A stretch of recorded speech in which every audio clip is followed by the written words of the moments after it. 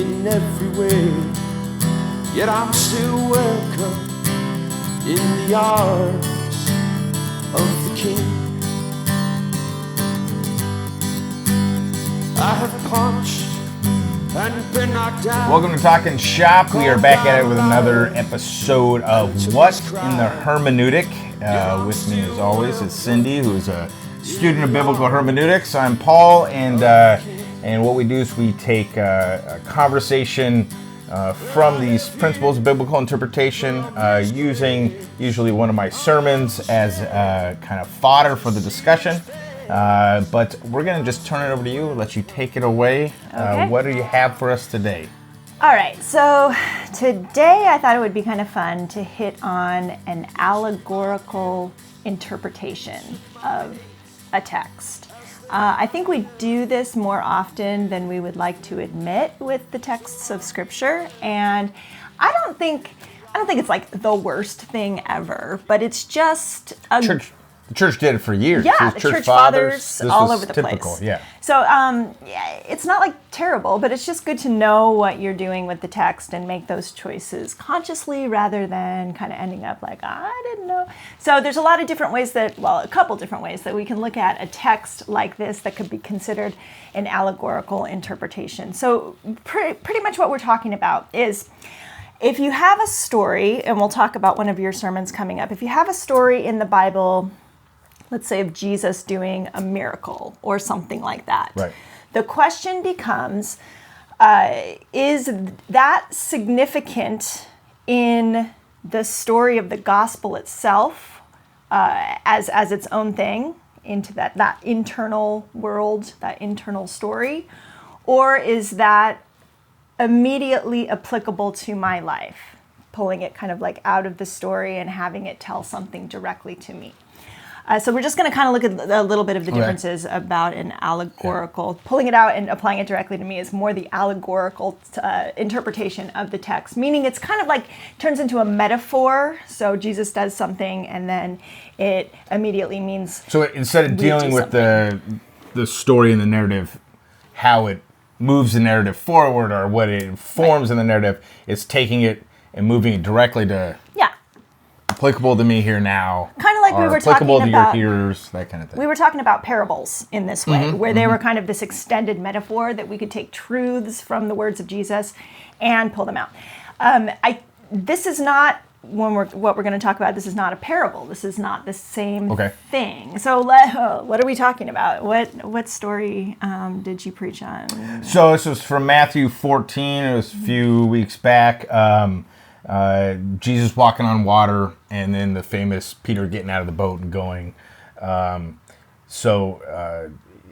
want kind of like context of what's going on here? Generally the story. Well, yeah. So Jesus, he has just fed the 5,000. He sends his disciples across. He's going to spend some time alone, which was he was trying to do originally.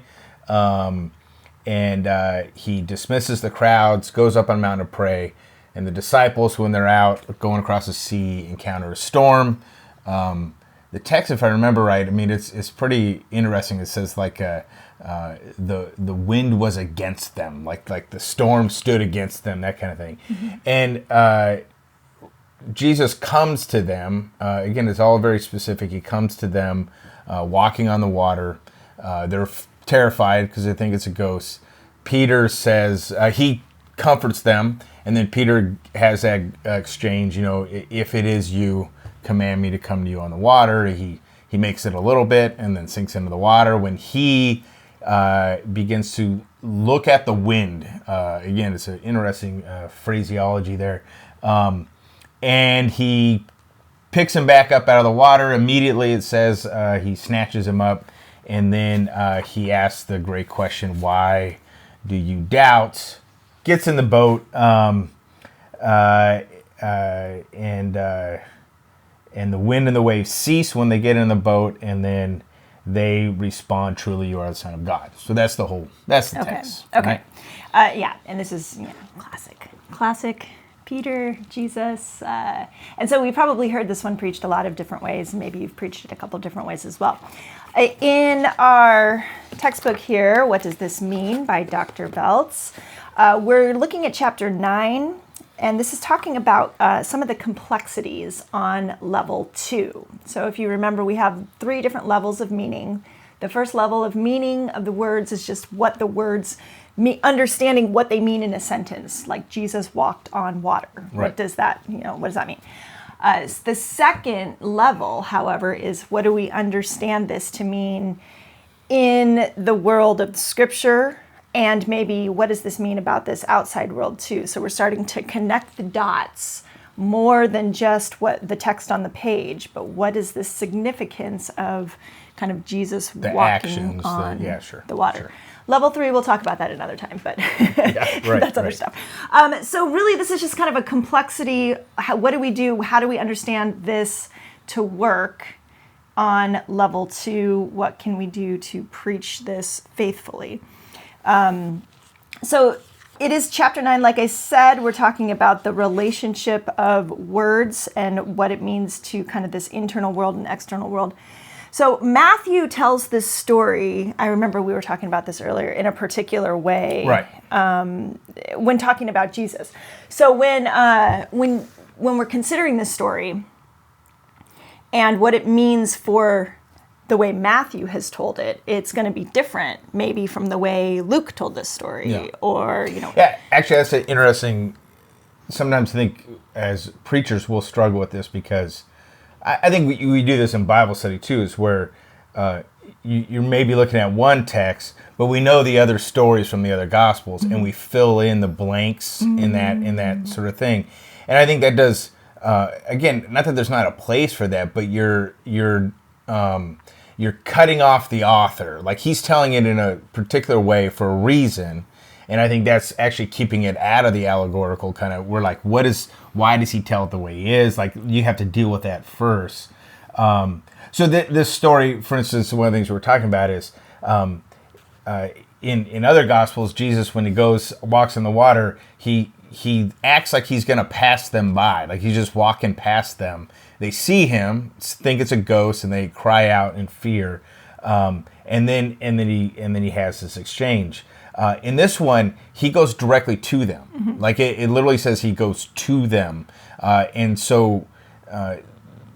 there's not a big emphasis on his command over the wind and the waves. So this isn't Jesus sleeping in the back of the boat where they're all terrified and they don't you care, we're drowning, and he gets up and he yells at the wind and the waves and they stop. No, he like that does happen. He gets in the boat and the wind and the waves cease.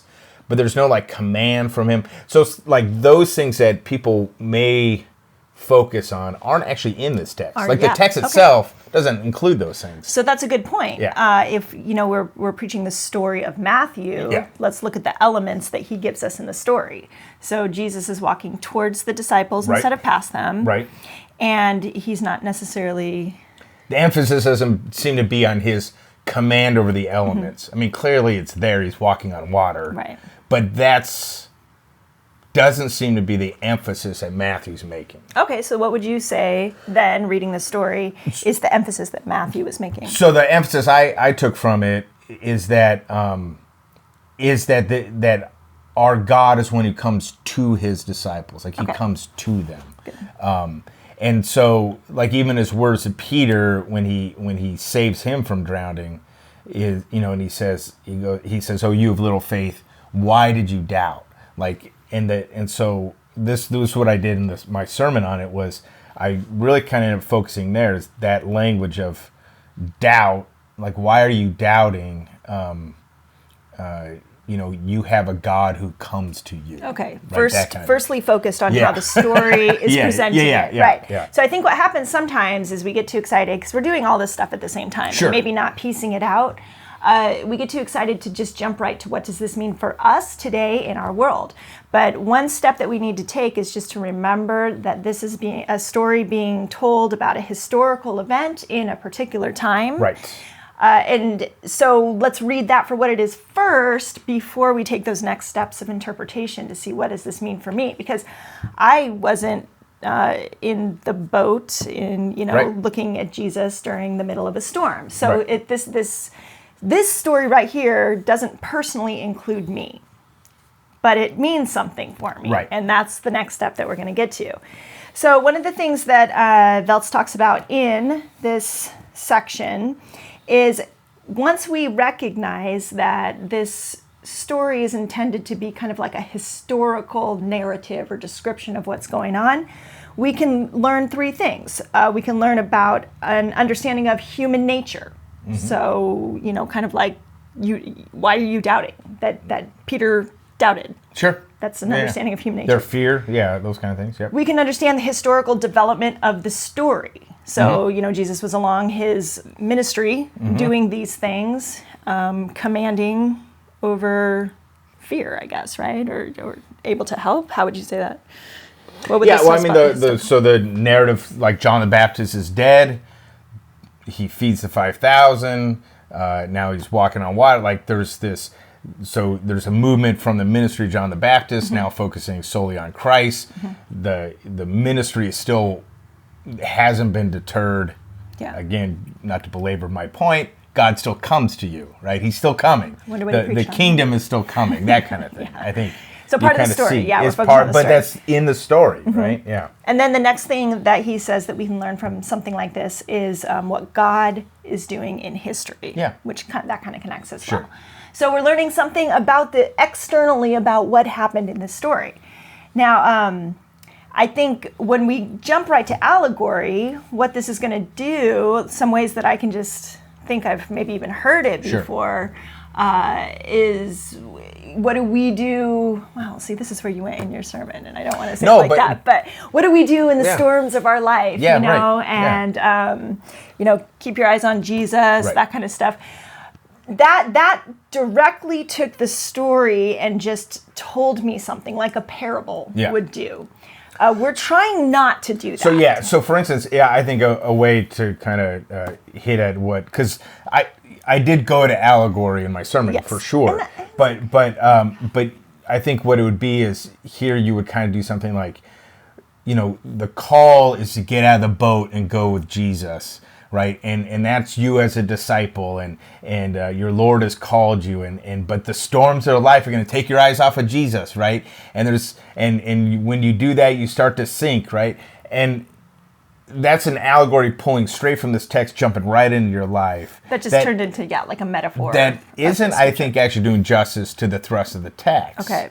So I would argue that probably a lot of times when we move from these miracles into what's our lives today, you are moving into some sort of allegory. In other words, you're not doing a Bible study. You are proclaiming the word here and now, so it's going to have some of that. But you want to stay faithful to what the text is originally doing, right? Okay, so we have the text, we have the story, and why do you doubt is kind of what you landed on as sort of the main thrust of this text. Jesus asking Peter, why do you doubt? Why do you doubt, Now, we talked about pragmatics a couple times ago. How do we make this connection then to us here and now? So we're asking a couple questions. What does this text count as? As the story of why do you doubt? What would you say this text counts as? Well, I think it would count as promise, assurance. Okay. I think I probably settled on something like that, I imagine. And then the illocutionary force? That it's calling for you not to doubt, right? Actually, that'd be perlocutionary force, I think. Oh, sorry, diving back up. Illocutionary, yeah. I think. All right. So, taking those principles then of how this story kind of works out in its narrative, and then calling your congregation not to doubt, then you can kind of come up with a connection with, something about your God. Yeah. You know something about what he's done in history. And now how would you preach a sermon that would bring all of those things together? Yeah. So it was interesting. Like in the sermon, I made some definite decisions. And so for instance, one was I actually didn't focus on Peter at all. Like I focused on Jesus snatching him up when he was sinking, right? Mm-hmm. But that wasn't the focus. Was I guess that Jesus comes to them, but that question of, you have little faith, why do you doubt? And the thing I really kind of settled on was like, there's good reasons to doubt. Mm-hmm. Like Peter sinking is a good reason to doubt. Actually, I stole, one of my buddies said something, Peter's faith probably wasn't the strongest in the boat. It wasn't the strongest when he was walking on the water. Is when he was sinking and he cries out, Lord, help me. Mm. Right there, he's all in. Like, I can't do anything without you. And Jesus does just that. He helps him, right? And so the doubts, though, that's where I try to get, when I went into the allegory of the storms of our life, it wasn't just to say, hey, life's tough, mm-hmm. right? It's to say, these are real doubts. Like, they mount up into real times where you think God is not going to come to you, right? So it's not just, it's beyond even life is hard or life is suffering or something like that. It's that maybe God's indifferent to your suffering, and that's far more terrifying, mm-hmm. right? So that the doubts, I allow them, I think, or at least I try to sort of blossom, mm-hmm. in a sense. Yeah. To then get to this point where Jesus gets him back in the boat, right? And the point is, this is what the Son of God does. He comes to his own, right? And so there's still a lot of creativity that can happen on the other side of that interpretation when you're considering your people, who they are, where they're at, what they're struggling with, what would make them doubt. Yeah. It's not just a direct, Jesus is pulling you out of the water, but we get there to almost say the same thing. Yeah. Jesus is pulling you out of water. Yeah. But in a way that keeps the text talking in the historical narrative, and also God saying something to us in our narrative today. Yeah. Yeah, and I think like you could probably see in the text, I was just thinking about this, like there's the corporate reality of all the disciples in the boat. There's the individual reality of Peter on the water. But it's all the same reality. They're all terrified.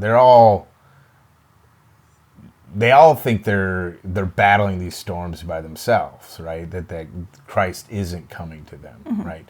And in honesty, outside of Peter, like the rest of it, they didn't even expect him to show up, right? But he does, mm-hmm. and so I think that definitely that's where your creativity comes in a sermon.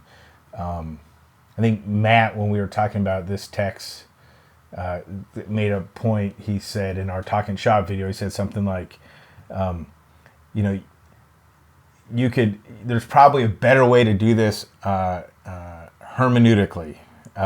He's like, but you could probably homiletically, that is preaching, do it either way, because there is creativity. Yes. But you are making real choices of what you're doing in this text. And so, so going back to where you started is, you don't want to jump to an allegory without knowing that you're doing without knowing what you're doing and why. Like, you should have reasons for it. And when you were talking earlier about that, like this text, you could see that if you read the sermon that'll be linked below. You can see me definitely move, and I move right away in the sermon. Yes. But it's not like in my work I didn't start there, right? So in the sermon I jump right to that language, but you can kind of see it in there as I work through it. But I imagine, especially I know the Old Testament is kind of your real love. This probably happens in spades in dealing with the Old Testament. Well, I can just think off the top of my head, right? David and Goliath, just go be like David and kill all your giants, that kind of thing. Yeah. Where that's, just a blatant taking a historical story that actually means something and still does. With all these steps, we can get something out of the story that means something for us today. But just saying that, you could go be King David and kill a giant. Right, because the reality is no, Jesus is probably King David slaying the giant, and you're cowering on the sideline in front of the Philistines, right? And so, I mean, but I'm just saying, like, that move to allegory, I think because when you're dealing with the Old Testament, it seems like you gotta take that step to Christ first, even before, like, you deal with that first, all those first order level, what's it doing in the text, what's it telling us about human nature and God, Then you got to say, how does Christ fulfill Right, this? right. Then you get to us. So there's, I think we have to do the same thing here because, we're not standing in front of Jesus. Sure. And so the things that Jesus is saying to his disciples, he's not saying to us. Yeah. We still have to take those steps even when we're dealing with, our Lord in his story. To kind of close this out at the end of this section that Dr. Voelz is talking here, he encourages us to avoid the reductionist existential approach, meaning just ripping it out and making it say something to all of us, in every time. These significances must be understood in relation to God, a God who has acted in history. That's our connection, is God has acted in history then, and he's acting in history now. And the world inside the text and outside the text, that relation is a complex one. And so the encouragement is just don't forget that this is a complex question on how to take a story of God's action in the past, relate it to us in the present, and even in the future. It's a lot of work and a lot of questions to ask, but in the end, if we can better understand what our Lord has done, then be better preachers of the word, and that's the goal here. That's the goal. So thank you very much. Take a moment to like and subscribe if you haven't done that yet. If you have any thoughts on this, maybe how you deal with that, allegory, kind of resisting that maybe at a point, when you just let loose with it, you do have to be careful, I think, because you don't want to do a disservice to the text, and I think that's what we're getting down to, and say something the text isn't saying. So, continue to study and learn. That's what we're doing, and I hope this helps you, and God bless your preaching.